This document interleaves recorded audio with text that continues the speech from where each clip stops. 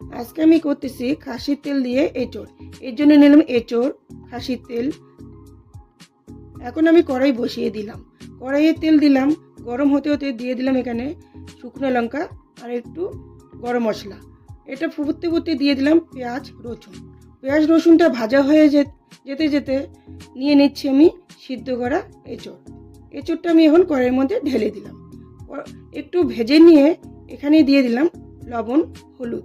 এটা দিয়ে আমি একটু কষিয়ে নিব। লবণ হলুদ দেওয়ার পরে আমি নিয়ে নিলাম একটু মশলা। এখানে আছে জিরা, আদা, শুকনো লঙ্কা আর একটু গরম মশলা আমি পেস্ট করে নিয়ে দিয়েছি। এটা এখন আমি দিয়ে দিলাম। এখন আমি এখানে দিয়ে দিলাম খাসির তেল। এটাকে দিয়ে আবার একটু কষিয়ে নিলাম। তারপর আমার হয়ে গেল খাসির তেল দিয়ে এঁচোড়। এরপর চলে আসবো একটা নতুন ভিডিও নিয়ে। টাটা।